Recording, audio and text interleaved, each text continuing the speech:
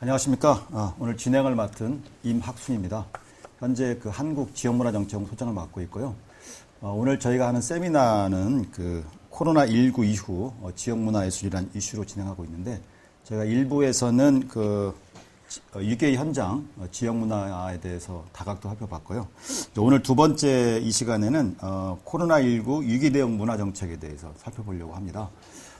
이것은 이제 저희가 1월 달에 이제 코로나 문제가 본격 대두가 돼서 이제 아마 2월 달에 한 달 뒤에 이제 문화체육관광부에서 긴급 코로나 위기에 관련된 대응 정책을 발표를 했고요.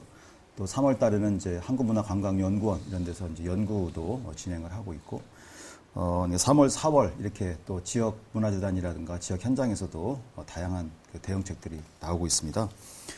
그리고 이제 5월 이렇게 해서 이게 좀 진정 국면으로 가다가 다시 또 이렇게 최근에 또 다시 부각되고 있어서 안타까움이 있습니다만, 이 코로나19라는 이런 환경, 또 앞으로도 계속 또 나타나게 될 이런 환경들에 대해서 과연 이 지역문화정책 현장에서는 어떻게 그것을 인식하고 대응하는가, 그런 이런 위기 진단 및 대응 시스템이 존재하는가 하는 부분하고, 그 다음에 이제 그동안 해왔던 정책들, 긴급적으로 해왔던 공공 분야의 이런 여러 가지 정책들이죠. 선 지급을 했다든지, 대체 활동에 대해서 논의를 했다든지, 또 긴급 자금 조달이라든지 여러 가지 뉴딜 정책 등등. 자, 이렇게 활동하고 있는 이런 부분들에 대해서 어떻게 현장에 계신 분들 어떻게 생각하시는지, 어떤 애로사항이 있는지 하는 것들을 좀 점검해 보고자 합니다. 오늘 토론을 위해서 네 분을 모셨습니다. 한 분 한 분 소개하겠습니다. 먼저 강승진 춘천문화재단 문화도시센터장님 모셨습니다. 네, 반갑습니다. 손동혁 인천문화재단 정책협력실장님 모셨습니다. 반갑습니다. 김자현 한국문화예술교육진흥원 교육기반본부장님 모셨습니다. 네, 반갑습니다. 네. 그리고 장세길 전북연구원 연구위원님 모셨습니다. 안녕하세요. 네. 앞으로 1시간 정도 아까 조금 전에 말씀드린 그런 이슈를 가지고 한번 진지하게 토론을 해보도록 하겠습니다. 그럼 먼저 우리 기초문화재단에 계시는 우리 강승진 선생님께서 기초문화재단 현장에서 어떻게 이 코로나19 환경을 이렇게 인식하고 대응하셨는지, 또 애로사항은 무엇이었는지 말씀해 주십시오. 네, 코로나 초기에는 좀 그런 생각들을 가졌던 것 같습니다. 늘 우리 문화예술 현장에는 보릿고개가 있다라고 이야기를 했었고, 실질적으로 지원 사업의 지원금과 이 지원금에 대한 어떤 교부 신청과 활동이 시작되는 건 대략 3월 말부터 시작이 되는 부분이 있다 보니까 처음에 좀 안이하게 생각을 했던 부분들이 있었던 것 같습니다. 근데 2월 말로 넘어가면서 분위기가 이게 쉽게 끝날 그렇죠. 분위기는 아닌 것 같고요. 그래서 뭔가 긴급한 무언가를 만들어야 되는 것, 즉 뭐라도 해야 되는 게 지금 있어야 되겠다라는 그런 위기의식들을 좀 갖게 됐던 것 같고요. 그러면서 만날 수 있는 예술가들과의 전화통화라든지, 그리고 아무래도 저희는 지역이다 보니까 일단 지역 스타일가 작다 보니까 그래도 면대면은 그 당시까지도 네. 좀 존재를 했던 것 같고요. 네. 그 면대면들을 하면서 좀 실상들을 좀 파악해 갔던 것 같습니다. 예를 들면 중앙정부나 광역단위는 예를 들면 코로나19에 의한 피해 상황에 대한 리서치라든지 이런 것들이 있었다라고 하면, 기초 현장 같은 경우에는 굳이 그런 것들이 아니라 그냥 현장에 눈에 다 보이는 사이즈이다 보니까 어떤 서면 조사라든지 이런 조사를 하기보다는 일단 바로 현장에 무언가 긴급하게 투입을 해야 된다라는 그런 위기의식이 있었던 것 같고요. 그래서 저희 춘천 같은 경우에는 곧바로 좀 대응을 했던 게 예술인들의 창작 임차료 지원 사업이었습니다. 그래서 기존의 시각예술가들의 주로 창작 공간, 작업 공간에 지원했던 사업을 예술단체나 예술법인, 예술기업의 창고라든지 그리고 연습장이라든지 그리고 소극장이라든지 이런 문화예술 공간까지 전면 확대해가지고 좀 시행을 했었고요.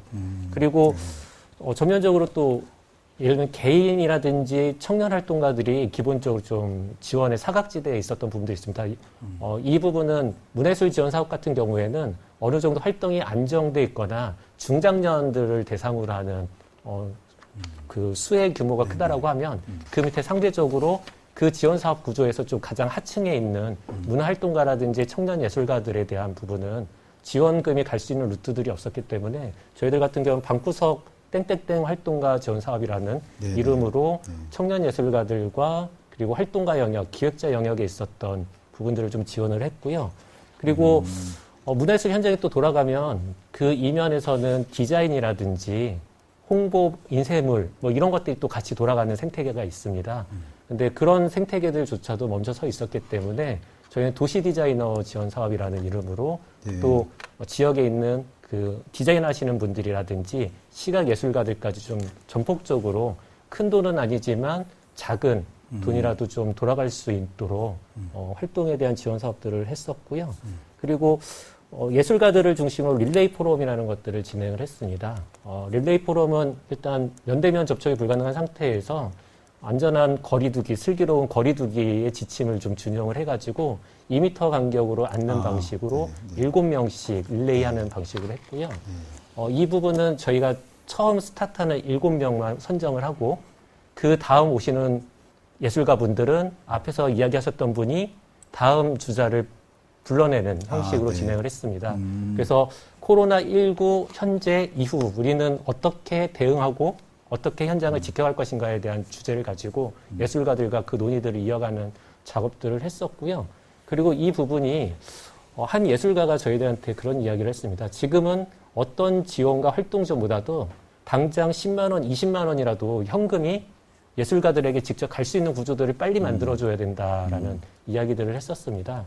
그래서 저희는 일종의 포럼 또한 예술가들에게 회의비 형태로 최소한 20만 원씩 지급할 수 있는 방법으로 좀 사용을 했고요. 네. 그리고 다음 예술가를 불러내는 방식은 예술가의 사정은 예술가가 가장 정확하게 알고 있기 때문에 이걸라도 당장 지금 필요한 예술가들에게 바로 이어지는 그런 형태들로 해가면서 코로나에 대한 전반적으로 지역 문화예술 현장과 문화재단의 대응에 대한 부분들, 의견들을 모아나가는 작업들을 진행을 했었습니다. 그럼 현재도 릴레이 포럼을 릴레이 포럼은 지금도 진행을 하고 있고요. 네네. 그리고 진행을 하다 보니까 현장과의 커뮤니케이션이라든지 소통의 구조들이 굉장히 좀 긍정적 효과들이 있어가지고요. 올 연말까지 예산이 만들어낼 수 있는 한 끊임없이 만들어내는 방식으로 진행을 하려고 하고 있습니다. 언택 환경임에도 불구하고 어쨌든 소규모라도 모여서 네. 협약하는 과정을 한다 그런 뜻이죠. 네, 그리고 조금 더 얘기해도 네네, 될까요? 시간 충분합니다. 네. 네. 그리고 이제 아마 아시는 분들은 아시겠지만 저희 춘천에서 전환문화 상상 라운드 테이블이라는 사업명으로 100개 하면 100명의 이야기. 그래서 봄의 도시 춘천이 웃습니다. 당신의 안부를 이라는 행사명으로요. 전국에 있는 100명의 예술가들을 화면으로 불러내는 줌을 통해서 100명을 극장으로 불러내는 작업들을 진행을 했었고요. 네. 그리고 이 라운드 테이블은 뭐 대단한 것들을 논의하는 자리이기보다 너 괜찮니? 너 살아있니? 나 살아있어. 너는 어떻게 네, 지내? 네, 이런 네. 안부를 전하는 정도의 사업이었습니다. 네, 네. 근데 그 사업들을 진행하면서 굉장히 뭉클하기도 했고 감동도 있었는데요. 어떤 이 코로나의 사태에 따른 문화예술계의 뭐 대단한 정책과 이슈 화이팅이 됐다라기보다는 우리가 이 고립된 상황에서 연결돼 있구나.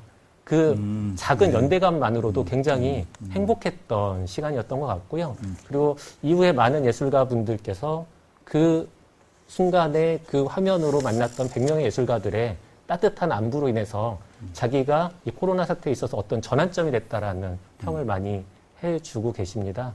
그래서 그런 부분들에 있어서 좀 저희들은 대응했던 부분들이 한 가지 여쭤보고 또 다음 또 토론장을 말씀 듣도록 하겠습니다. 그럼에도 불구하고 이렇게 소통을 하는 상황임에도 불구하고 이제 춘천문화재단 어떤 역할을 할 것인가, 또 과연 이런 정책들이 효과적일까 이런 부분들에 대해서 고민이 많았을 것 같거든요. 네, 그러니까 맞습니다.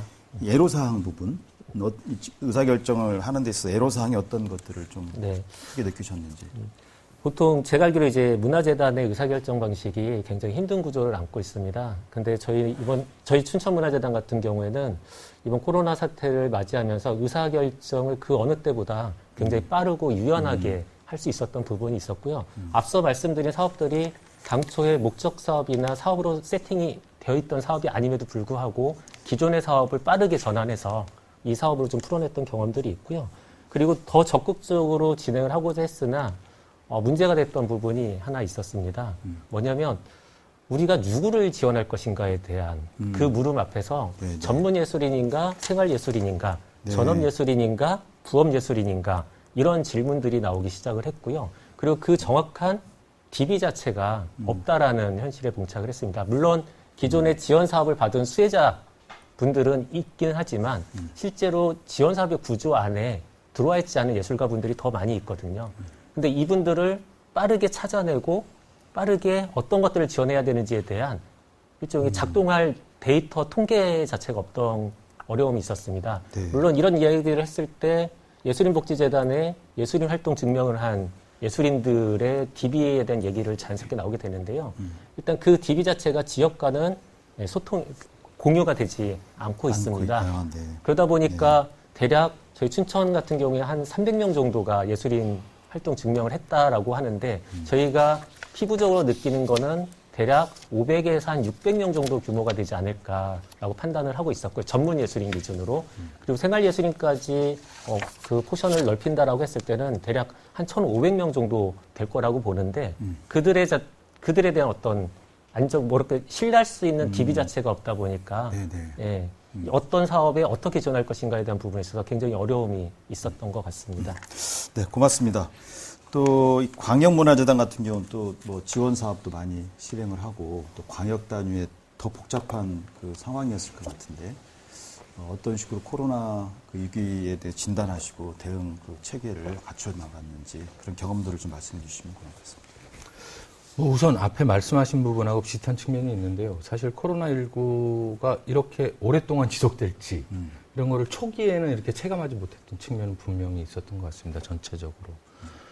그런데 이제 이 전체 문화예술 지원 체계 자체가 1월, 2월 이즈음에는 보통은 이제 신청을 받고 심의를 하고 이러고 있어서 조금은 더 거기서 조금 시간이 지나면 나아지지 않을까라는 생각을 하고 있다가 일단 이 상황이 그런 상황이 아니구나라는 생각이 계속해서 이제 미디어나 이런 걸 통해서 보면서 인천 같은 경우는 비교적 빠르게 인천문화재단과 인천시의회 쪽으로 비교적 빠르게 좀 이 상황에 대한 지원을 어떻게 할 거냐라는 논의가 진행됐습니다. 그래서 일단 시의회에서는 추경을 준비하고 시의회가 그것을 승인하고 인천문화재단 내에 인천 코로나19 피해 지원 그 TF팀을 만들었습니다. 일단 거기서 사업을 좀 정리를 했고요. 사업은 몇 가지는 안 하는데 일단 기준은 뭐였냐면 할 수 있는 모든 걸 해보자. 네네. 일단 이 위기 상황에서 할 수 있는 모든 걸 해보자는 거였고요. 그래서 1차적으로는 직접 생계비 지원이 필요하겠다. 보통 요즘 인천 같은 경우도 지역 화폐로 지원을 하고 이러는데요. 그렇게 되면 이제 사실은 그 지역 화폐 사용처의 한계가 월세나 공과금 이런 걸 낼 수가 없습니다. 아하, 네. 그러니까 통신비라든가 일단 그러니까 예술인들 같은 경우에 오히려 이제 그런 현금 지원이 분명히 필요하다라고 파악을 했고, 그래서 다행히 저희 재단 쪽에 이제 기부금이 좀 있었습니다. 그래서 그 기부금을 가지고 일단 직접 생계비 지원을 하는 사업을 진행하고, 또 하나는 이제 다 대면에서 무엇을 할 수 없으니까 온라인 문화 활동을 지원하자. 근데 이거는 분명히 일종의 그냥 창작 활동하고 좀 다른 거죠. 기존의 어떤 것이라도 이제 활동을 하는데 거기에 좀 연계했던 게 뭐냐면 그런 소규모 활동들이 이루어지던 공간들이 있습니다.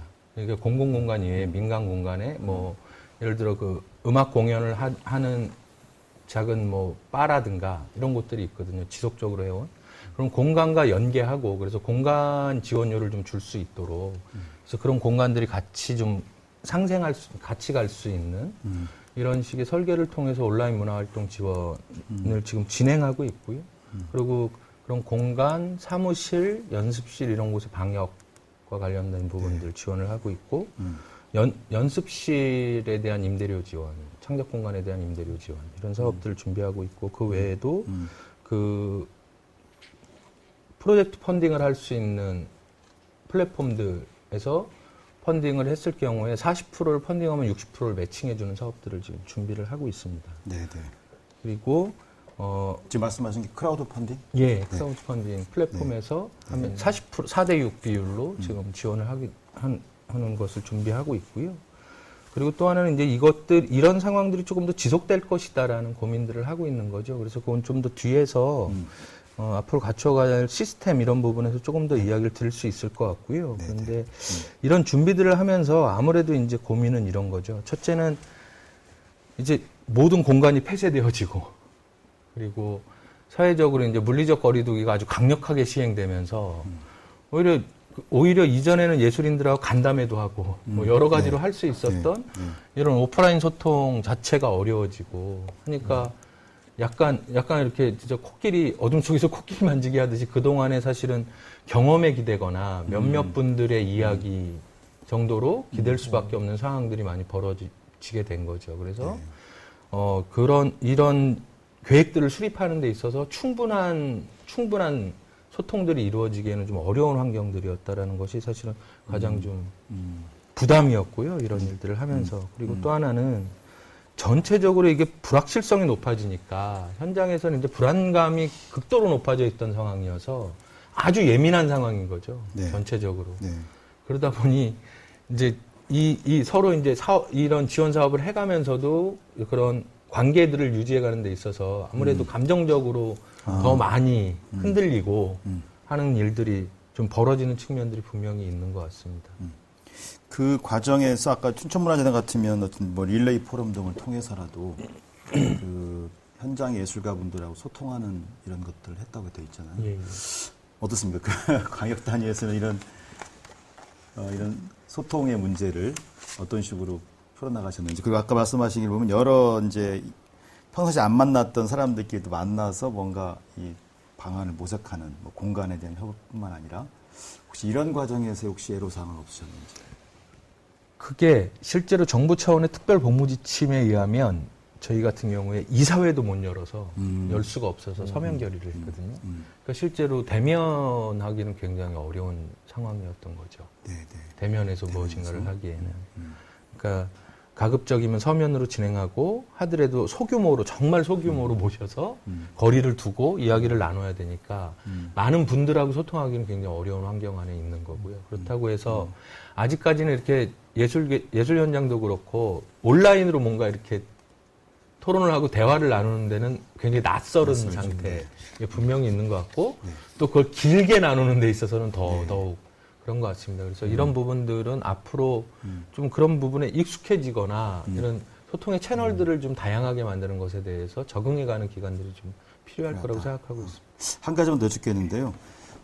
어쨌든 광역문화재단 사업들이 또 상당 부분 국가 사업과 연동이 돼 있잖아요. 그랬을 때 이제 그 위기 상황을 진단하고 해결책을 모색하는 과정에서 이제 중앙정부의 문체부라든가 또 산하기관 이것과의 어떤 협의 조정 과정 혹시 이런 것에 대해서 어떤 혹시 문제점이라든가 애로사항 같은 게 있으시면 현재까지는 사실 중앙정부 특히 이제 문체부나 그 중앙정부 기관에서 진행하는 사업들을 지역 내에 안내하는 것 이상의 적극적인 것들이 잘 만들어진 것 같지는 않습니다. 근데 오히려 저는 그런데 그 부분이 코로나19라는 이런 상황을 대처하면서 오히려 지역이 일차적으로 대응을 하고 좀 더 이렇게 중앙기관이나 중앙정부들이 조금 더 뒤에서 오는 게 맞는 것 같습니다. 네. 생각을 해보면. 네. 그러니까 오히려 그래서 그런 차원에서 본다면 향후에 이제 지역의 대응의 중요성들. 그러니까 오히려 이제 분권이나 자치 이런 부분에 있어서 이런 기관들이 왜 중요한지 그런 대응이 왜 중요한지를 오히려 볼 수 있는 사례라는 생각이 들고요. 인천 같은 경우에 아직 기초문화재단이나 이런 없는 기초자치단체들이 하고 확연히 차이가 나는 게 이제 저희들이 시작하면서 인천에 이제 뭐 연수문화재단이나 서구문화재단, 부평 이렇게 기초문화재단 체계가 있는 곳에서는 그와 함께 또 연계해서 사업들이 만들어졌거든요. 뭔가 따로 또 같이 가는 모습들이 있는데 그렇지 않은 경우에는 이제 문화예술 쪽에서의 대응은 이렇게 잘 나타나지 않는 거죠.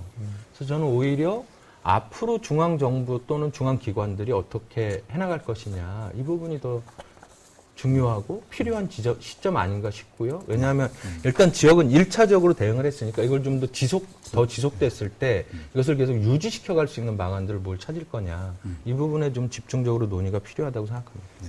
제가 일주제 그 세미나를 했을 때도 이 지역 분권 또 문화 분권 얘기가 상당히 중요하게 제시가 돼서 제가 한번 여쭤봤습니다.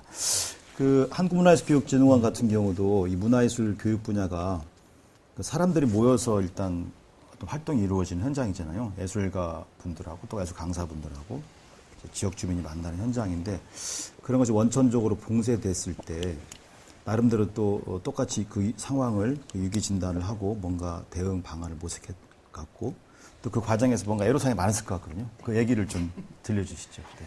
네, 저는 아직도 기억나는 게 2월 초에 문화부 담당 부서 이제 관계자 분들하고 저희 진흥원 원장님 포함해서 다 긴급 회의를 했었습니다.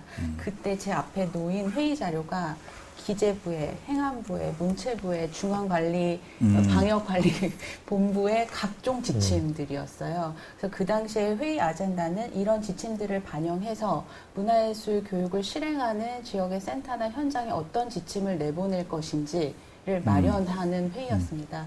그런데 이제 그런 회의를 몇 차례 하고 하면서 아까 송 실장님께서는 우리는 할 수 있는 한 무엇을 하자라는 태도였다고 하셨는데 오히려 저희는 무엇을 하고 무엇을 하지 말을 것인가를 좀 고민했었던 것 같습니다. 네. 왜냐하면 지역센터나 문화예술교육 현장 소위 말하는 수혜시설 그 현장의 가장 끝단의 이야기들을 들어보니 제발 공문증 그만 내려라.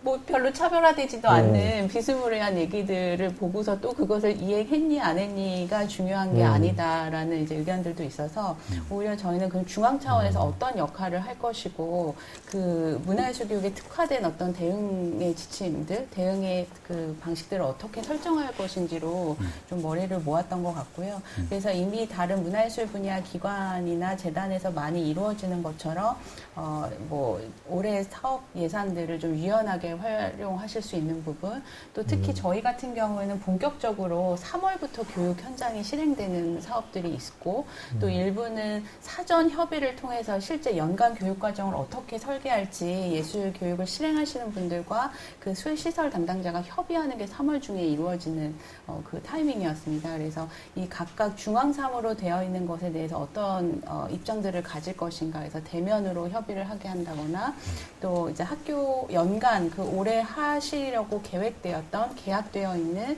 그 소위 이제 강사비들을 보전하는 방식으로 이제 어떻게 그 선급을 좀 적극적으로 지급할 수 있을까, 또 이 시수를 어떻게 보존할 수 있을까, 이런 이제 지원 사업에 좀 유연화된 고민 방식을 고민했던 것 같고요.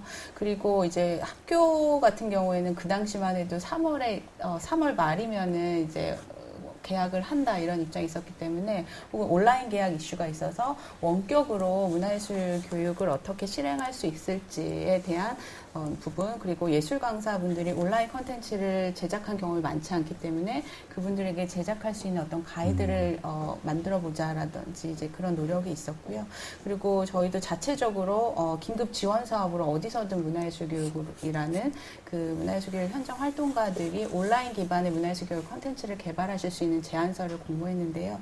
당초 한 200건 정도 저희가 선정 예정인데 거의 한 1,800분의 제안서가 올 정도로 그 현장의 분위기를 느낄 수 있었습니다. 그 외에도 진흥원이 자체적으로 실행하는 올 한 해 추진하는 연수도 한 40% 정도는 온라인으로 전환한다거나, 또 이제 교육 현장에 어떤 방역 물품을 중앙 차원에서 지원할 것인지에 대한 대책들을 논의를 했었습니다.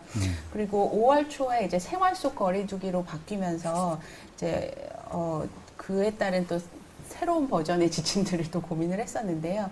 지금 저희 같은 경우 가장 애로사항이 그 문화부의 그 국립문화시설 서비스 운영 방침, 이 생활 속 거리두기로 전환됨에 따라서도 이런 단체 관람, 교육, 행사들은 지속적으로 중단하는 것이 기본 지침입니다. 그래서 저희 문화예술 교육이 이루어지는 곳은 뭐 현장, 학교뿐만 아니라 지역의 다양한 현장들이 있지만 또 문화시설도 그 중에 한 축이고, 그래서 저희는 문화예술 교육을 고유 목표 목적으로 하는 사업이지만 이 정부 지침에 따라서 지금 모든 게 좀 지연되고 있는 상황이고요. 또 교수님 말씀하신 것처럼 문화예술교육 활동 역시 굉장히 밀집도가 높고 고령자나 이런 건강 취약계층이 대부분 참여하는 사업이기 때문에 지금 사회문화예술교육 사업 같은 경우에는 이런 국민문화시설의 개방 시기에 맞춰서 같이 재개하는 것으로 검토가 되고 있습니다. 예를 들면 그 아동복지시설이나 노인복지관 같은 경우에는 다 지자체의 지침에 따라서 상이한 상황을 보이고 있고, 국방부 같은 경우도 육해공군 본부 자체 판단으로 이 외부인의 그 방문을 또 각자 마련을 하고 있고, 법무부와 협업하는 교정시설이나 치료감호소 같은 경우는 아예 지금 폐쇄되어 있는 상황이어서 이제 이런 그 시설별 개별 대응이 좀 불가피한 부분들이 있습니다.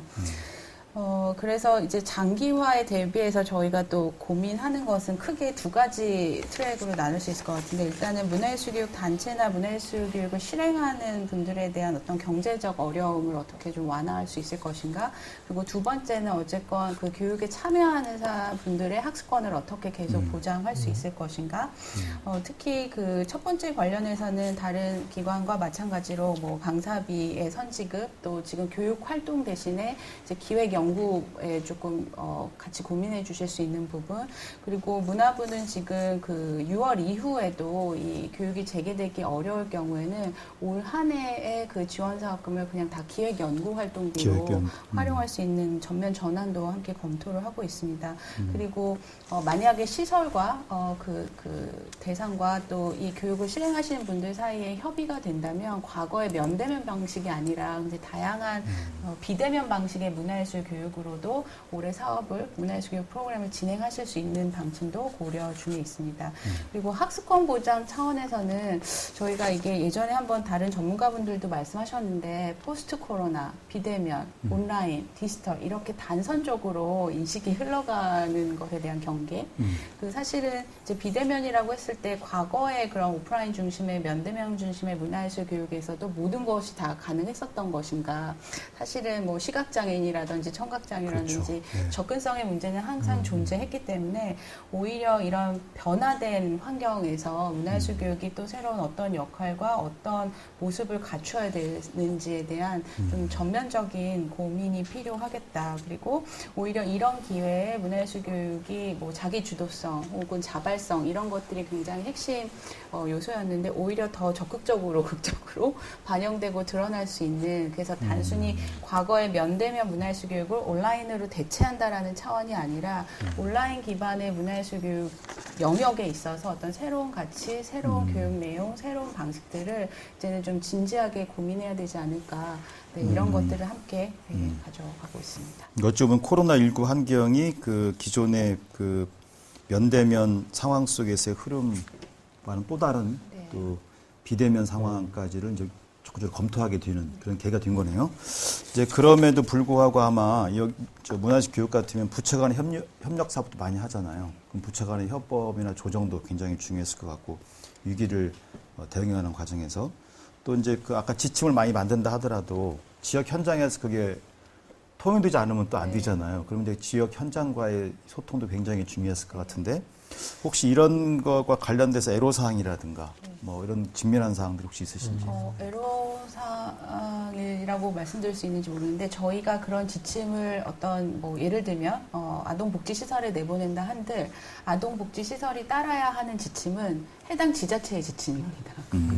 그 중앙정부가 문화예술교육 영역에 특화해서 내려낸 지침도 참고는 하겠지만 가장 우선순위가 저희가 파악한 거는 그 지역에 위치한 지역 중심의 어떤 지침이기 때문에 아까 손 실장님이 말씀하신 그런 맥락과 상통해서 이 현장에 대응하는 것들이 어떻게 새롭게 힘을 받을 수 있고 지속할 수 있을지, 그런 이제 체계라고 해야 될까요? 어떤 방향이라고 해야 될까요? 이런 것들을 함께 고민하는 거, 저희가 매번 이제 지역협력팀에서 매주 지역센터 차원의 대응 현안들을 다 취합을 하고 어떻게 공동 대응을 할 수 있을까도 모색하고 있는데요. 예전 같으면 저희가 막 지침을 내리고 이렇게 하십시다라고 좀 앞서서 끌고 갔다면 이제 저희도 n분의 1로서 이제 어떤 일들이 벌어지고 있고 이게 지속되려면 어떤 노력을 또 기울여야 되는지로 조금 일하는 방식에도 실질적으로 변화가 생긴다고 볼 수 있습니다. 네. 지금까지는 이제 그 광역문화재단, 또 기초문화재단, 또 문화식교육진흥원 등 그 지역 문화와 관련된 정책을 수행하는 현장 분들의 이야기를 좀 들었습니다.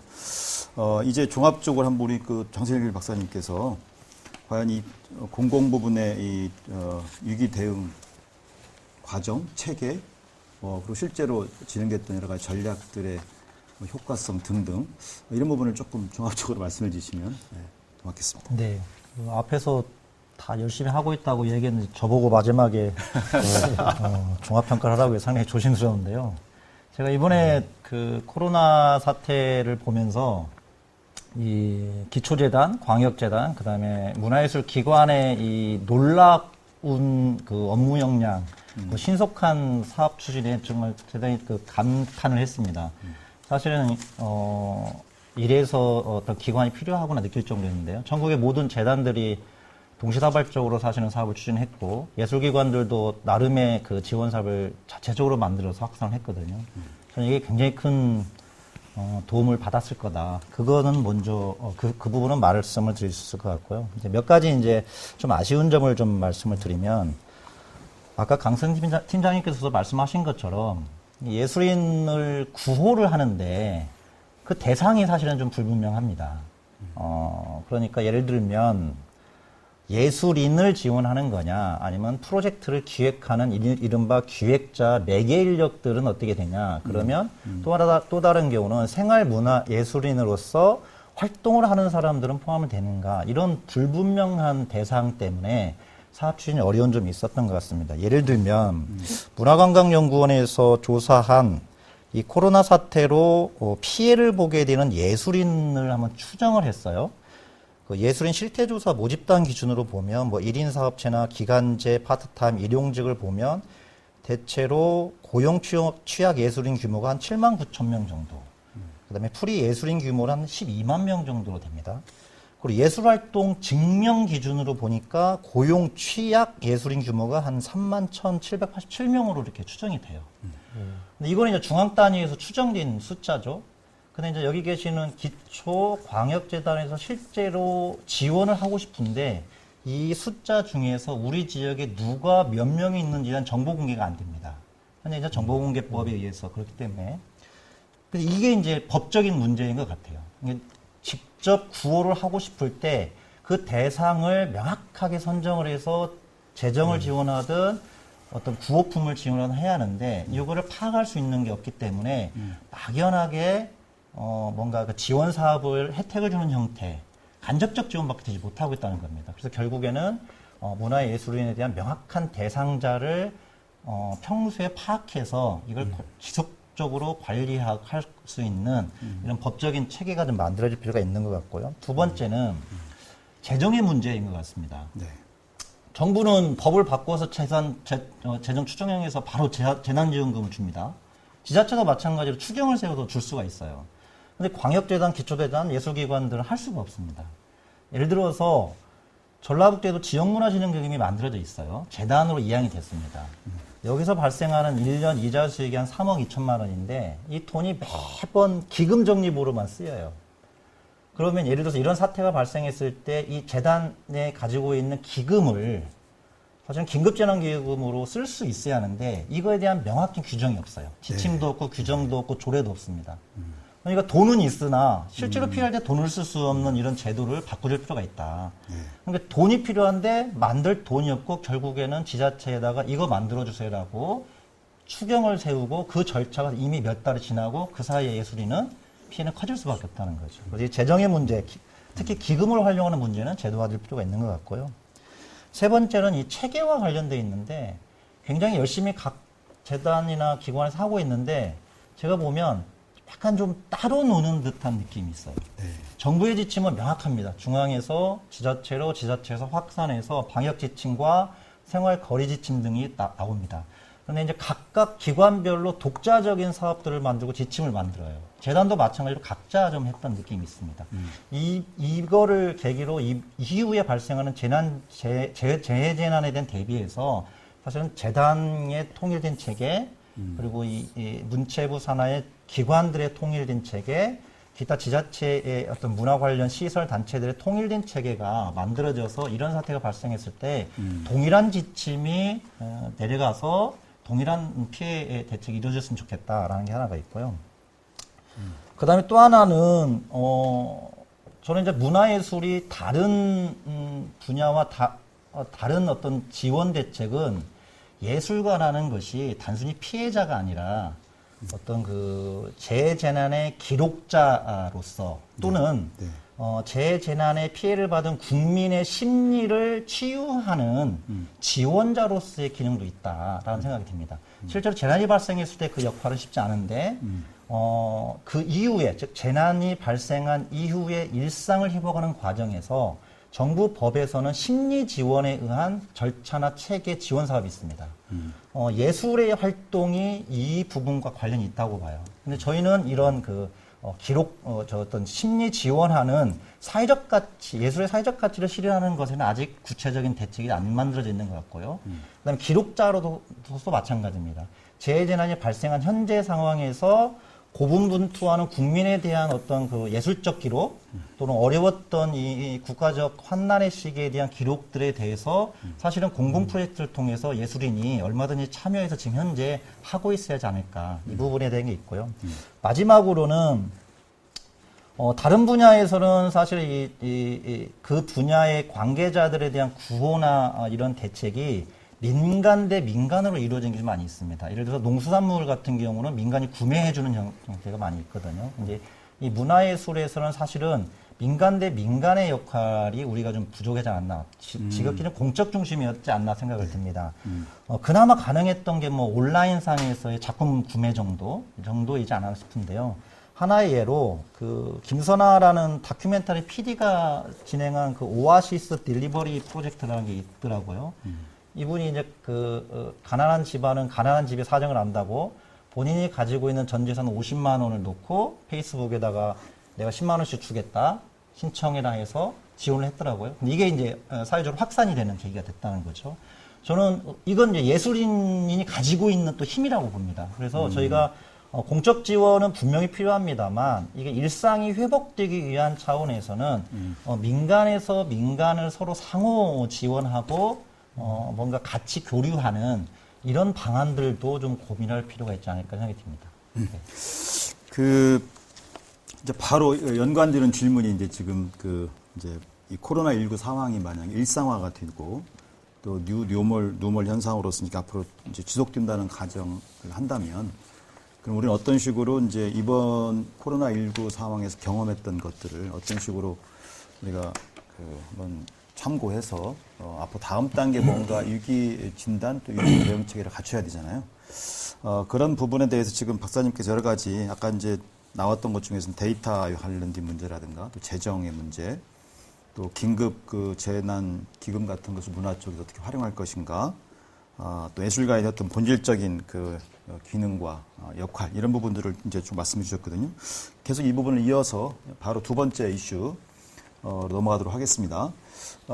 아마 지금까지 나왔던 여러 가지 긴급 상황에서의 대응 정책들이 과연 얼마나 효과적인가 하는 부분들에 대해서는 앞으로 좀 향후 시간을 가지고 검토가 필요하다고 생각이 들고요.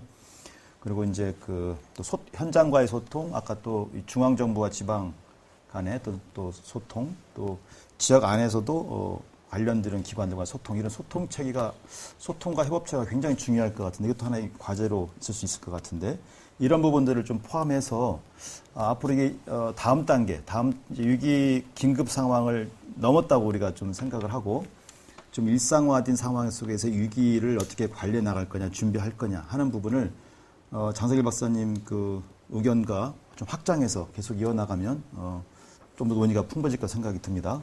우리 아무래도 먼저 우리 손동혁 말씀 먼저 시작하시죠. 네.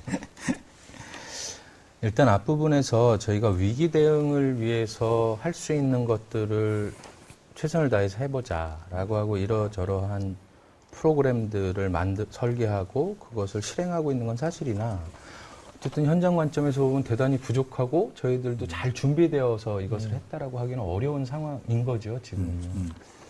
근데 이제 이런 상황들이 이제 다들 처음 겪는, 그러니까 이렇게 국가적 수준, 한 지역을 넘어서 국가적 수준, 그리고 세계적 수준에서 이런 상황들을 다 처음 겪다 보니까 저는 우선은 서로 굉장히 이걸 지속적으로 대응하기 위해서는 뭔가 새로운 방안들, 지금과는 다른 새로운 방안들이 분명히 만들어져야 되는데, 그러기 위해서는 뭔가 실험을 할 수 있어야 되잖아요. 네네. 그런데 이게 실험을 할 수 있어야 되는데 또 하나는 근데 이 상황이 너무 엄중하다는 거죠.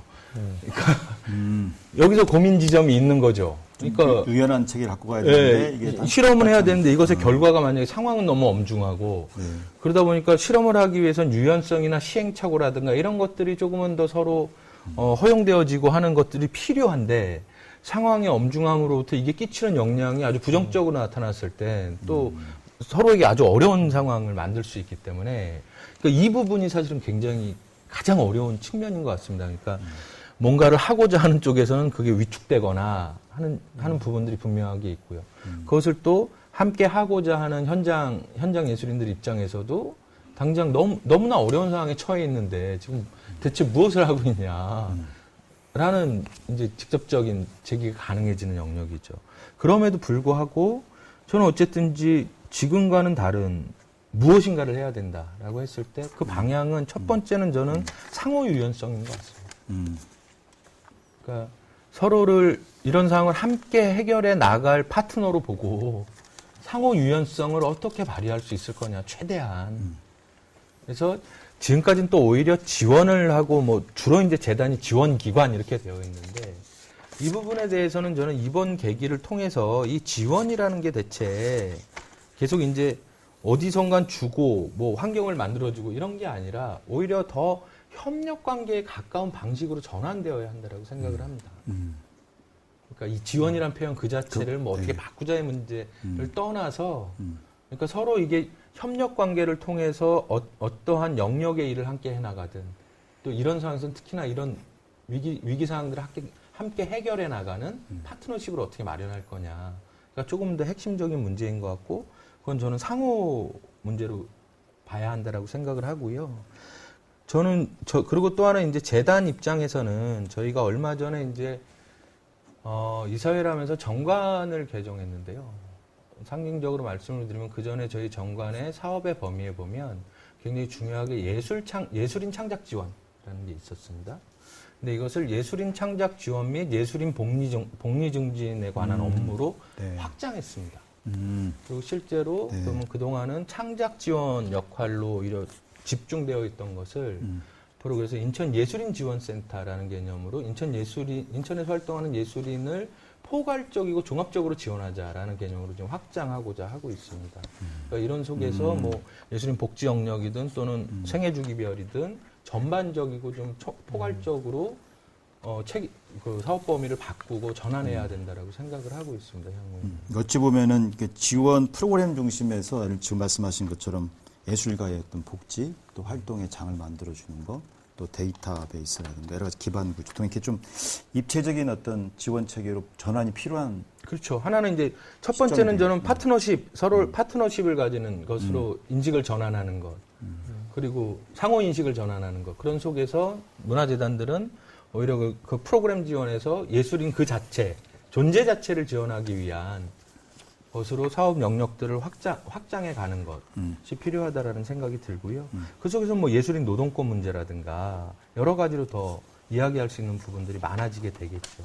근데 이런 전환 과정에서 다시 한번 강조드리면 가장 필요한 건 사실은 상호 유연성이고 그 상호 유연성 안에서 각종 조금 더 실험적인 어떤 관계 맺기 프로그램, 논의, 그런 관점에서의 논의들을 함께 해나가야 되는 측면들이 있겠죠.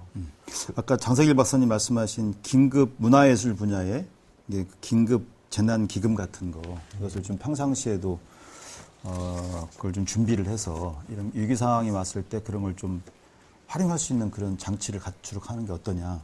근데 이 얘기는 보니까 최근에 제가 코로나 관련 문화 쪽의 담론을 보니까 몇 분이 또 이런 안을 제기하셨더라고요. 긴급 상황을 대비해서 우리도 문화예술 쪽에서도 이런 그 자금을 미리 좀 이렇게 확보해 놓자.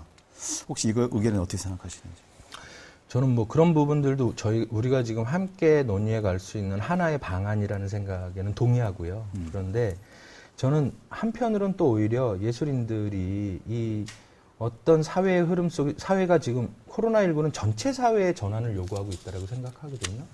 그랬을 때 오히려 예술인들의 지금 사회를 바라보는 인식 속에서 이런 위기 상황이 불규칙하나 지속될 것이라고 예측되는 상황에서는 그러면 우리 사회 전체 시스템이 어떻게 바뀌어야 하는가에 대해서 더 고민하고 네. 제기할 수 있는 게 있어야 된다고 생각합니다. 네. 그 속에서 예술인들의 위기 상황도 함께 해결해가는 부분으로 더 확장해서 좀 생각해 볼 필요가 있지 않나라는 생각이. 방금 말씀하신 부분은 제가 3부 또 주제에서 깊게 한번 다뤄볼 생각입니다. 자, 그러면 우리 그 강선진 선생님도 한 말씀. 네. 전반적으로 우리 손동혁 실장님이 얘기해 주신 부분에 공감을 하고요. 그게 이제 예술가나 현장을 바라보는 관점에서 좀 우리 내부의 관점에서의 변화가 확실히 필요한 것 같습니다. 즉, 위기가 터졌고, 그리고 위기 상황에 어떤 비교치를 볼 수 있는 상황들이 어쨌든 우리한테 데이터로 존재했던 것 같습니다. 즉, 우리 예술가들의 DB나 지원 대상에 대한 DB는 존재하지 않았는데요. 지원하는 조직의 DB는 우리가 객관적으로 확인할 수 있었다는 생각이 들거든요. 무슨 말이냐면, 전국에 어쨌든 춘천문화재단은 춘천의 재단이기는 하지만 기초문화재단으로서 비교할 수 있는 80여 개의 기초문화재단이 있습니다. 광역 또한 마찬가지고요. 그랬을 때 이번 코로나 사태가 터졌을 때 무언가를 한 재단이 있고 무언가조차도 못한 재단들이 있습니다. 그러면 왜 못했는가에 대한 그 부분도 우리가 이번 기회에 철저하게 좀 들여다볼 필요가 있다는 생각이 들고요. 그 부분들을 들여다봤을 때 제일 중요한 부분이 의사결정의 문제였다고 생각을 합니다. 네. 즉 기존의 재단이 갖고 있는 의사결정의 방식과 구조에 좀 문제가 있는 것이 아닌가에 대한 부분이고요. 책임과 권한에 대한 얘기를 늘 하고는 있지만 실질적으로 이런 위기 상황이 터졌을 때 내가 어디까지 의사결정할 수 있는가에 대한 일종의 기준이 아니면 훈련 자체가 없다 보니까 기존에 우리가 늘 해오던 방식대로 우리의 관리기관을 쳐다보고 있거나 아니면 다른 조직들을 바라보고 있거나 분명히 그 안에 내부의 규정이라든지 어떤 지침들 속에서 스스로 해석하고 판단하면서 활동의 폭을 열어낼 수 있는 지점이 있음에도 불구하고 그것들조차도 시도하지 못하는 재단의 구조들이 분명히 존재했다. 그래서 이것들을 어떻게 이후에 개선해 갈 것인가에 대한 고민도 좀 해야 된다는 생각이 들고요. 그것이 결국에는 중간 지원 조직의 거버넌스 문제와 연결이 된다라고 생각이 듭니다. 앞서 손동현 실장님 얘기했던 그 예술인들과 현장과 재단이 어떤 의사결정의 거버넌스를 갖고 있을 것인가에 대한 그리고 이 의사결정에 있어서 어디가 더 힘의 우위를 가질 것인가에 대한 이 부분들을 2차제 제도를 개혁하는 차원에서 좀 해볼 필요가 있다는 생각이 들고요. 그런 면에서 저는 재단의 이사회 구조가 좀 혁신되어야 되지 않나 하는 생각이 듭니다. 그래서 실질적으로 이번 재난 사태 때 멈춰선 현장이 있고요. 그리고 아무렇지도 않게 돌아간 현장들이 있습니다. 근데 우리 재단의 이사회 구조에서는 돌아가는 분들이 굉장히 이 구조 안에 계시는 거죠. 그래서 멈춰섰던 현장의 의사 아니면 의견들 이런 것들을 수용할 수 있는 그 구조들을 좀 열어놨으면 좋겠다 하는 생각으로 이 얘기 먼저 좀 말씀드리고 싶습니다. 또 두 번째로 이제 저희 지역에서 좀 고민을 하고 있는 건데요. 일단 뭐 중앙이라든지 광역 단위의 기금들은 존재하지만 기초문화재단의 자체 기금을 갖고 있는 재단은 거의 없는 것 같습니다. 그래서 이 부분들을 기금을 쌓아가는 방식은 좀 어려울 것 같고요. 우선 지역 아무래도 현장에 더 밀착해 있다 보니까 예를 들면 누가 조금 힘든지 아니면 누가 조금 더 여유가 있는지 이런 부분들에 대한 좀 파악은 기초가 가장 빠르다라고 한다면 그 현장의 논의나 어떤 커뮤니케이션들을 좀 끌어내서 이제 문화예술인 공제조합 같은 아까 민간 대 민간의 어떤 협력 구조들을 말씀하셨는데 그런 것들이 좀 만들어질 수 있는 어떤 촉진자로서 재단들이 좀 그런 역할들을 좀 하면 좋지 않을까 생각해 봅니다.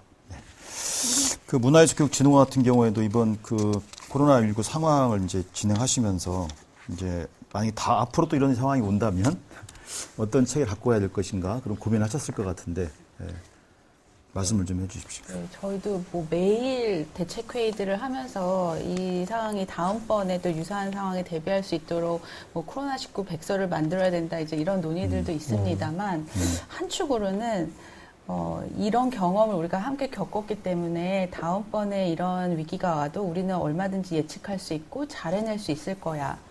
라는 게 과연 가능한가? 네네. 라는 생각이 듭니다. 오히려 우리는 또 실패할 수 있고 어떤 일이 벌어질지 몰라. 이런 불안정성을 어떻게 받아들일 것이냐가 이런 기관이나 이제 일하는 태도, 방식에도 영향을 미쳐야 되지 않을까. 그게 아까 앞서 말씀하신 상호 유연성이나 이제 중앙 지원 기관의 어떤 일하는 방식하고도 연결돼 있을 텐데요. 최근에 저희 진흥원에서 발행하는 아르테 365 웹진에 박지선 프로듀서님이 소개해 주신 그 핀란드 코네재단의 사례가 있습니다. 이미 선생님 다 아시겠지만 지금 저희의 그 긴급 지원 사업들은 어쨌건 결과물을 어떤 프로젝트가 됐든 온라인 컨텐츠가 됐든 제출하게끔 되어 있는데 이제 그 재단의 그 두 가지 측면인데요. 하나는 지원 방식이 예술가로서 할 수 있는 무엇이든 자신의 방식대로 예술적 방식대로 행위를 해라 결과물을 구체적으로 이제 제출하지 않아야 된다라는 어떤 새로운 예술 생태계를 상상할 수 있는 프로젝트였다는 거 하나하고 그분이 이제 또 언급하신 하나는 그 안내가 나왔던 홈페이지의 문구였습니다. 이제 이런 공모를 하지만 이게 하다가 또 어떤 변수가 있을 수 있고 예측하지 못한 상황이 맞닥뜨렸을 때 우리는 충분히 당신의 애초 계획이 전환될 수 있다라는 거를 감내하고 그걸 어떻게 같이 디벨롭 시키거나 다른 방식으로 모색할지 우리가 함께 고민하겠다라는 어떤 연대의 메시지가 그 홈페이지에 있었다는 게 굉장히 인상적이었다는 말씀을 하셨어요. 그래서 저희도 이제 굉장히 그동안 경고했던 우리가 감히 건들지 못하리라 생각했던 각종 지침과 지원 사업의 구조 안에서 어떻게든 틈을 만들어내고 이제 이런 국가적 재난 상황에 이런 식의 이 구멍이 이렇게 활용될 수 있군. 구멍이란 표현은 잘하지 않은 것 같고요. 이런 틈새를 좀 이렇게 해석해서 유연하게 정의할 수 있다라는 이제 경험이 생겼다면 이제 이후에도 굉장히 견고한 혹은 자기 완결성 있는 지침과 제도와 이런 것이 가능할까? 오히려 이제 중앙기관으로서 또 지원기관으로서 어떠한 태도를 가지고 어떤 방식으로 일을 해나가고 함께 상황을 모색하고 우리가 공동으로 구현하려는 그런 가치들 기대하는 현장들을 어떻게 만들어낼 수 있을까로 각종 지원 사업이나 행정 절차 이런 구조들도 좀 전환을 상상해야 하지 않을까.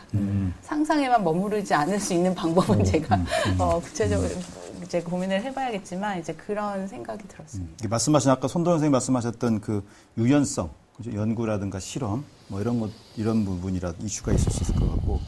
이제 회계 정산이라든가 뭐 성과 지표 또 결과물을 제출하는 방식 등 조금 이제 그 지원 체계 전반에 대해서도 지금 이제 유연한 어떤 그런 구조를 어떻게 앞으로 이제 갖고 갈 것인가 하는 것도 우리 이번에 그 코로나19를 통해서 저희가 한 번쯤 확인한 사항이기도 한 것 같습니다. 자, 이 문제와 관련돼서 또 혹시 추가적으로 하신 말씀 있으면 해주시고 장석희 박사님도 한 말씀 해주셔야 될 것 같은데. 네. 방금 말씀하신 것이 결국 제도가 만들어져야 하는 것 같아요. 예를 들어 보면, 그, 결과물이 아닌 과정으로서 예술가를 지원하자.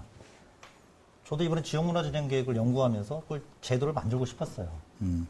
그러면, 보조금 지원 사업 또는 정부 지원 사업에서, 지침이 있습니다. 도에도 저희 지역 도에도 조례에서 지침이 있어요. 그 지침에 보면 보조금 지원 지침이 있고 거기에는 인건비성 지원이 안 되고 뭔가 결과물이 나와야 하고 정산을 해야 하는 절차가 있어요. 이걸 바꾸자라고 했더니 기재부의 지침이 바뀌지 않으면 절대로 바뀔 수가 없다는 겁니다. 네. 그거는 정부 지원뿐만 아니라 전라북도 자체 예산을 가지고 하는 사업일지라도 정부의 지침이 그렇기 때문에 바뀔 수 없다는 거예요. 저는 이거는 이제 정부의 전체적인 재정 체계를 바꿔야기 때문에 쉽지 않은 문제다. 그런데 방금 저희가 이제 논의하고 있는 코로나와 같은 재해 재난이 발생했을 때 예술가에 지원하는 예산을 그러면 방금 말씀하신 결과물이 아닌 과정의 내용으로 지원을 하자. 이 부분은 그냥 별도의 법이나 별도의 조례를 통해서 사실은 진행해야 한다는 거죠. 네. 그래서 예를 들어서 문화예술인 재해재난 긴급 지원 및 뭐 향후 일상 회복을 위한 조례 이런 식의 조례가 만들어지거나 법이 있다고 하면 이 조례 안에 지역에 있는 지역문화진흥기금을 긴급하게 사용할 수 있다. 이 기금에 있어서는 기존의 보조금 지원 지침이 아니라 뭐 다른 방식의 조제 가능하다라는 식의 뭔가 제도가 만들어지지 않는 한 이게 쉽지 않다는 겁니다. 그래서 사실은 이 사태 이후에 저는 이제 그 문화예술인에 대한 어떤 긴급 구호나 지원, 일상회복과 관련된 것에 대한 조례가 지역별로 만들어지고 이게 전국적으로 가능했으면 좋겠다는 거고요. 두 번째는 저는 이번에 이 상황에서 재단의 역할이 굉장히 중요했다고 봐요. 지자체 공무원을 어떻게 할 줄 몰라요. 그래서 재단한테 실태조사하고 계획을 내달라고 해요. 그럼 재단은 즉각적으로 계획을 듭니다. 근데 문제는 이게 지자체로 넘어가면 재정을 확보하고 추진하는데 상당한 시간이 소비돼요. 컨트롤 타워가 현재 지자체이기 때문에 그렇습니다. 그러면 아까 말씀드린 조례를 만들었을 때 이런 재해재난이 발생했을 때 문화예술 분야의 지원 대책의 컨트롤 타워는 광역 또는 기초문화재단이 맡는다라는 식의 어떤 체계를 명시화하면 아까 그 강선희 팀장이 말씀하신 것처럼 재단이 자율성을 가지고 긴급한 사업을 추진할 수 있다는 겁니다. 그러면 지자체는 이제 지원해주는 개념이 되는 거죠. 이 모든 게 사실은 그래서 어떤 체계나 지원이나 제도의 방식은 결국 조례를 만들어서 조례에 의한 세부 지침을 만들고 이런 체계화가 필요하고요. 이거는 결국 지금 각 기관이나 재단에서 하고 있는 사업들을 평가하면서 그 하나의 통일된 뭔가 방안이 나올 것 같아요. 이것을 조례에 담을 필요가 있겠다 생각합니다. 저는 여기서 한 말씀 조금만 보태면 재단도 그렇고 전체적으로 이제 그런 고민을 해볼 필요가 있을 것 같습니다. 그냥 예를 들어보면 이런 겁니다. 저희가 지금 생활 속 거리두기가 좀 더 오래 갈 것 같죠. 일상화되고. 그랬을 때 저는 생활 속 거리두기 환경을 조금 더 예술인들이 참여해서 만들었으면 좋겠다라는 생각을 하는데요. 예를 들면 이런 거죠. 지금 공연장에 한 칸 띄어앉기를 하고 있잖아요. 그래서 저는 한 칸을 비워놓는 게 아니라 그 한 칸의 의자에 무엇을 할 것인가를 고민해봤으면 좋겠습니다. 거기에 어떤 마네킹이 사람으로 앉아있을 수도 있고요. 상징적으로. 그러니까 그 생활 속 거리를 만들어주는 예술적 행동들이 가능할 수 있겠다라는 생각이 들거든요. 자연스럽게 오히려 저희 전반적인 생활 안에서 그런 것들이 우리가 이전에 얘기했던 공공예술이라는 측면이 오히려 그렇게 이런 상황에서 반영될 수 있지 않을까? 그리고 아까 장세길 박사님이 말씀하셨던 실제로 확진자뿐이 아니라 지금 이렇게 다들 완전히 달라진 사회, 이 거리두기 때문에 사회활동을 하면서 심리적 스트레스가 굉장히 크잖아요. 그랬을 때 조금 더 소프트한 예술치료 영역들이 전면적으로 확대될 수 있지 않을까라는 생각을 하는 거죠. 그러니까 그런 우리가 가지고 있었던 것들이 그냥 옛날의 인식으로 그대로 밀고 가는 게 아니라 코로나19라는 상황에서 사회 변화와 연동해서 어떤 부분들이 오히려 예술적으로 할 수 있을까에 대해서 조금 더 적극적으로 생각하고 오히려 문화재단이 그런 부분들을, 그런 프로그램들을 이전에는 그게 소규모였거나 없었다면 조금 더 적극적으로 받아줄 필요가 있는 것 아닌가라는 생각도 들고요. 사실은 창작 지원 사업에 있어서도 그동안은 일정한 규모의 면대면으로 결과가 나왔다면 이제는 조금 더 면대면은 소규모화하는 사업들. 그랬을 때 그건 생활권 안으로 들어가게 돼 있거든요. 그렇게 되면은. 그러면 그 행위가 벌어지는, 그 활동이 벌어지는 공간들이 우리가 이전에 상상했던 그냥 공연장이라든가 이런 게 아닐 가능성이 굉장히 높아지는 거죠. 사실은 그런 공간들에 대해서 좀 더 유연하게 사고하고 재단이 사실은 심사 과정에서도 그렇고 오히려 지원 사업의 영역 안으로 수용하고 꼭 이게 정책 레벨이 아니더라도 현재 코로나19라는 상황에서 이 사람들의 생활 변화, 생활을 들여다보면서 예술인들이 적극적으로 예술행위를 할 수 있는 것 안으로 유연하게 그 문화재단이 사고해주면 상당히 많은 부분들을 실제로 거기서 실험해 볼 수 있겠다라는 거죠. 그런 식의 적극성이 저는 훨씬 더 많이 필요하다고 생각합니다. 그래서 이제 예술가나 아까 기획자 이런 예술계에 계신 분들을 그러니까 그 경제적 피해 이런 관점에서만 접근할 게 아니라 이제 오히려 역으로 주체적으로 이 코로나19 상황에 대한 여러 가지 사회에 또 다른 어떤 역할을 할 수 있는 그런 장들을 좀 많이 만들어주자는 의견들도 이렇게 나오고 있는 것 같습니다. 제가 시간이 한 5분 정도가 남아서 조금 가벼운 이야기를 하면서 마치고자 합니다. 마지막 이슈는요. 이번에 이제 언택 상황이 이제 되면서, 이 지원 심사 과정 같은 데서 아마 문화재단 같은 데서도, 이제 화상회의 같은 거, 또 서면을 통한 여러 가지 의사결정, 이런 걸 이제 쭉 해봤지 않습니까? 여기 이제 물론 단점도 있었습니다만, 저 몇 번 참여한 그 과정에서는, 이게 또 나름대로 또 현장에 계신 분들이 지원 사업 신청하니까 다 서류 심사, 인터뷰 심사하기 위해서 오늘 행정 비용도 줄일 수가 있는 부분이 있을 수 있겠다. 그래서 이제 이번에 좀 많이 시도했던 이런 화상회의 방식이라든가 심사 과정이나 이와 관련된 혹시 경험을 하시면서 느끼신 점 있으면 말씀해 주시면은 좀 한번 좋을 것 같습니다. 제가 경험이 있는데요. 너무 낯설더라고요. 네. 근데 이제 한 가지 이제 우려스러운 것 중에 하나가 언택 산업이라고 해서 비대면으로 발전하니까 그에 맞는 예술적 변화가 있어야 한다. 근데 이제 여기서 나타나는 문제점 중에 하나가 디지털에 대한 격차예요.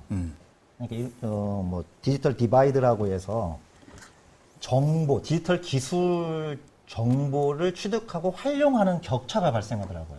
이게 문제는 양극화하고 연동이 됩니다. 그렇죠. 네.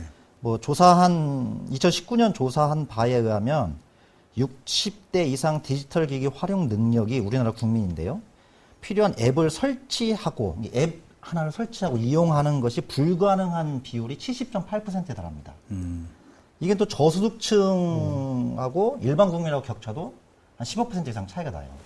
그러니까 이제 문제가, 비대면으로 심사를 할 때, 결국에는 이제 디지털을 활용한 또는 화려한 기술을 써서라도 자신의 예술적 걸 보여줘야 하는데, 이제 좀 취약계층, 예를 들어서 연로하신 분들이나 또는 저소득층에 계신 분들 등은 그렇죠. 사실은 이게 좀 디지털을 활용할 수 있는 기술이 부족한 거죠. 그러면 이 부분의 이 격차를 줄여나가는 방식의 심사 방식이 필요한 거고, 두 번째는 약간 좀 시간이 필요하지만 결국 예술인들이 이 언택 산업이 새롭게 부각되는 시대에 맞는 디지털 기술을, 활용 기술을 가질 수 있도록 사실은 지원 사업들이나 교육 사업이 같이 좀 병행돼야지 가능하지 않을까 생각합니다. 어떠셨습니까? 현장에 많이 경험을 이번에 해보셨을 텐데 아마 장단점이 있었을 것 같은데요. 네. 아니, 말씀하셨듯이 굉장히 일단 낯설다. 서로. 이게 제일 큰 문제 같습니다. 그런데 이제 오히려 다들 이렇게 그게 꼭 나이 탓도 있을 거고 그동안 해왔던 방식도 있을 거고 낯선 환경들에 적응 속도가 그렇게 빠르지 않은 측면도 있고 말씀하신 지금 현재 그걸로 대체할 수는 없는 상황. 그러니까 어쩔 수 없이 그렇게 하고 있는 거지. 이게 좀 더 장점이 많아서 한다거나 그렇게까지 가지는 아직은 못한 것 같습니다. 그런데 일단 이런 방식도 하나의 방식으로 이제는 준비는 해야 될 것. 앞으로는 준비는 해야 되지 않나 싶은 거죠. 이제 그러니까 그동안은 준비 안 된 상태에서 각종 프로그램들을 이용하고 해서 어떻게 억지로 해놓은 측면이 있다면 앞으로는 이 준비를 어떻게 해나갈 것인가의 문제가 될 것이고 저는 그런 것들이 앞으로 문화기반 시설이 됐던 사실은 그런 재단이 만드는 회의실이 됐던 뭐가 됐던 그런 공간들에 실제로 그런 준비들이 그런 기술들이 적용된 준비를 어떻게 해놓고 그러니까 그동안 사실 그런 회의실이나 연습실, 공연장 이런 것들을 제공했는데 그 시설 자체가 이제 다른 기능들 이런 언택 상황에서 또는 온라인 비대면 문화예술 활동을 위한 어떤 기능 뭔가를 해낼 수 있는 기능들을 추가시켜야 되는 것 아닌가. 어떤 공간은 줄고 어떤 부분은 부가되어지고 제가 꼭 드리고 싶은 말씀 중에 하나는 그겁니다. 그래서 저는 한편으로 지금 온라인으로 어떤 작품들을 영상화하는 것을 이전에 기록이나 이렇게 볼 게 아니라 또 하나의 제2창작으로 바라볼 수 있을 것인가에 대한 고민을 해야 된다고 생각합니다. 그리고 그 제2창작물이 제대로 나올 수 있도록 해주는 시설, 환경 조성을 지역별로 어떻게 해낼 거냐. 그래야 실제로 이게 각종 플랫폼 위에 올라갔을 때 경쟁력을 가질 수 있다라고 생각을 하거든요. 근데 지금은 그런 준비들이 전혀 안 되어 있는 거죠. 사실은 소통만의 문제가 아니라. 그래서 관객과의 소통을, 수용자와의 소통을 어떻게 해줄 거냐의 문제도 지금 해결이 안 돼 있어서 이런 부분들에 대해서 집중적으로 좀 논의가 필요하다라는 생각이 들고 당장은 이제 이렇게 광주 시청자 미디어 센터 이런 데처럼 실제로 시청자 미디어 이런 미디어 센터와 예술계가 어떻게 협력할 거냐의 문제가 당장은 굉장히 중요한 화두로 떠오를 거라고 생각하고 있습니다. 저희가 시간이 이제 많지 않아서 마지막 이게 토론 주제와 관련해서 이제 여러 가지 종합적으로 추가하고 싶은 말씀을 함께 하면서 이제 마무리해야 될 것 같습니다. 한 분씩 이렇게 마지막 말씀을 같이 이렇게 곁들여서 해주시면 좋을 것 같아요. 우선 김전 김전님부터 말씀. 저희는 이제 올 9월에 아이텍이라는 국제 예술교육 실천가대회를 전 세계에서 한 300명 정도 참여하는 행사를 기획 중이었습니다. 근데 이제 코로나로 인해서 전면 디지털 전환이 되고 이제 그런 상황에서 온라인이기 때문에 오히려 가능한 가치나 활동들을 고민하고 있는데요. 이제 여러 리서치 중에 미국의 이런 예술교육, 문화예술교육 활동에 어떤 컨설팅도 하시고 연구도 하시는 분의 칼럼을 최근에 보게 됐습니다. 이 시기에 예술가, 예술교육자들이 얼마나 창의적이고 유연하고 또 연대해서 대응하고 있는가에 언급이 있었고요. 그 중에 인상 깊었던 단어가 heft라는 단어였는데요. 그 뜻이 나무를 자를 때 도끼를 이렇게 높이 드는 힘? 높이 내려쳐야 한 번에 쫙 갈라지는 것, 이제 이런 개념을 쓰시면서 우리 현장의 문화예술 교육을 실행하는 굉장히 다양한 주체들은 굉장히 다양한 환경에서 작업을 한다는 거죠. 어떤 고정된 곳이 아니라 일주일에도 하루는 학교에서, 하루는 지역사회 어떤 다른 공간에서 매번 다른 시설과 다른 시공간에서 다른 대상들을 만나서 작업을 하는 굉장히 잔 도끼질을 할 수밖에 없는 구조에 예술가들이, 예술교육가들이 이렇게 해프트의 힘을 느낄 수 있게 지원기관으로서 어떤 고민을 해 나가야 될 것인가. 예술가 스스로 자기 작업을 좀 돌아보고 성찰하고 새로운 가능성을 고민해보고 그것이 그간에는 이제 지원사업 구조 안에서 전혀 인정되지 않는 구조, 이제 그런 활동이었으나, 그 예술가들이 그런 고민, 자기 성찰적인 고민을 통해서 또 예술가의 방법으로 할 수 있는 그런 해프트의 힘을 가질 수 있는 지원기관의 본격적인 고민이 모색되어야 할 때다라는 얘기가 굉장히 뼈저리게 느껴졌습니다. 그래서 오늘 많은 또 지역문화재단에서도 좋은 말씀 주셨지만 이제 그런 걸 함께 또 고민해 볼 수 있지 않을까라는 생각이 들었습니다. 네, 고맙습니다. 우리 강승진 선생님 말씀해 주십시오. 언제부터인가 그 단체보다는 개인에 대한 지원이 확대가 돼 왔었는데요. 이번 사태를 통해서 확인이 된 거는 개인에 대한 지원이 더더욱 확대되어야 될 필요가 있다라는 것을 좀 확인했던 것 같고요. 그리고 지금까지 지원 사업의 방식이 재단의 문을 두드리고 찾아오는 사람에 대한 지원이었던 것 같습니다.